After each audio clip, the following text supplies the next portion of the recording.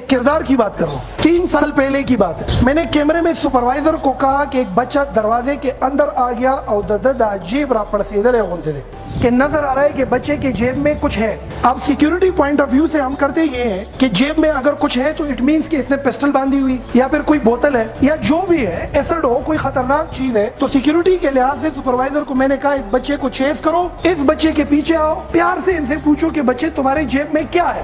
وہ بچہ دروازے سے آیا، اس طرف آیا، ادھر بیٹھ گیا۔ اب میں کیمرے میں دیکھ رہا ہوں، وہ ایوب صاحب آ گئے، اس کو بولا بچے استغفر دے جی زمانو مسجد اللہ، آپ کی جیب میں کیا ہے؟ تو جیسے اس نے کہا جیب میں کیا ہے، اس نے جیب کو اس طرح پکڑ لیا، کہتے دکھاؤ کیا ہے جیب میں۔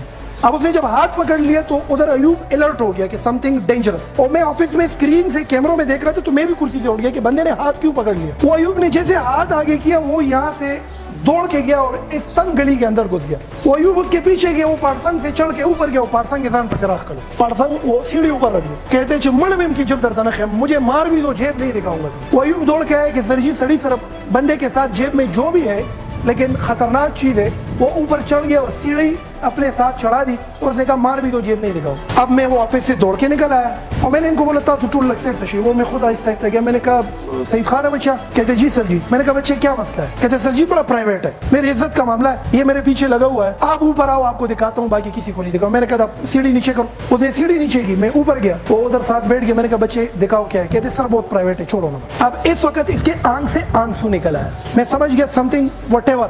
میں نے کہا اللہ کو حاضر ناظر جان کر کسی کو نہیں بتاؤں گا، بتاؤ تمہاری جیب میں کیا ہے؟ وہ جیب سے ہاتھ نکال کے اخبار میں 2 روٹیوں کے درمیان آدھا پیاز کا ٹکڑا پڑا تھا۔ کتنے سہولیات ہوتے ہیں تم لوگوں کے پاس، ایئر کنڈیشن لگا رہتا ہے، کرایہ ہے تمہارے پاس، کپڑے پہنے ہوئے تم لوگوں نے، کام نہیں کرتے تم لوگ، مفت خور ہو، شکری دشمنانی، سارے وسائل تمہیں پیرنٹس دیتے، اس کے باوجود بھی منزل نہ ہو تو تم لوگوں کو درے مارنے چاہیے۔ اس بچے کے جیب سے وہ 2 روٹیاں، وہ پیاز، اتنا بڑا سبق سکھا گیا مجھے اس وقت کہ میں حیران کر کے رکھ دیا۔ میں نے کہا بچے یہ کیا ہے؟ کہتے صبح 3:30 بجے میں منڈی جاتا ہوں، سارا دن ہاتھ گاڑی سے یہ ساگ اٹھاؤ ادھر رکھو، بادرنگ اٹھاؤ ادھر رکھو، آلو کی بوری اٹھاؤ ادھر رکھو۔ 11 بجے تک میں سبزی منڈی میں کام کرتا ہوں، 11 بجے سے تقریباً 2 بجے تک فروٹ منڈی میں آم کے کریٹ ہے اس میں کام کرتا ہوں۔ میں نے کہا پھر؟ کہتے اس کے بعد اتنا کماتا ہوں کہ گھر میں بوڑھی امی کو کھلاتا ہوں، پھر جو بچ جائے میرے لیے پیاز کا یہ آدھا ٹکڑا اور یہ 2 روٹیاں بچتی ہے یہ میں کھاتا ہوں، اس لیے میں نے نہیں نکالا۔ میں نے کہا یہ لوگ میرے مذاق نہ اڑائے۔ میں نے کہا پھر؟ کہتے پھر انگریزی پڑھنے کے لیے آتا ہوں۔ میں نے کہا وہ میرے پیچھے ان کا استاد بلایا، میں نے کہا اس بچے کی پرفارمنس بتاؤ۔ کہتے A گریڈ لے رہا ہے ابھی تک۔ کہتے کبھی چھٹی کی؟ کہتے نہیں کی چھٹی۔ اس بچے کے ہاتھ اس دن میں نے چوم لیے تھے اور وہ آج ایک بڑے مقام پر ہے۔ اگر یہ چیز فیس بک یا یوٹیوب پر چلتی ہے وہ ضرور اس واقعے کو کوٹ کریں گے۔ آج وہ بچہ ملٹی میلینئر ہے پاکستان، کیونکہ اس بچے کے پاس منزل تھا، اور منزل کے لیے اس نے کبھی یہ سوچا ہی نہیں تھا کہ میں پیٹ پہ کھانا پورا کھا رہا ہوں کہ غلط کھا رہا ہوں۔ پیاز، آدھا پیاز اور 2 روٹیوں سے وہ بچہ منزل پر پہنچا۔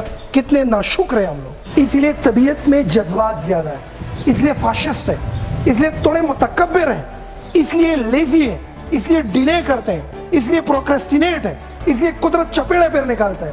بگرز بنے ہوئے ہیں ہم لوگ۔ اس ایک بچے سے سبق سیکھے، پیاز کے ساتھ روٹی کھا کھا کے کہاں پہ پہنچ گیا۔ آج اس بچے کے ہارنامے اس پاکستان کے فیصلے ہو رہے ہیں، بڑے پوزیشن پر ہے، وہ ماں اس کی مر گئی، تنہا ہے اس وقت، لیکن بڑے لیول پہ پہنچ گیا۔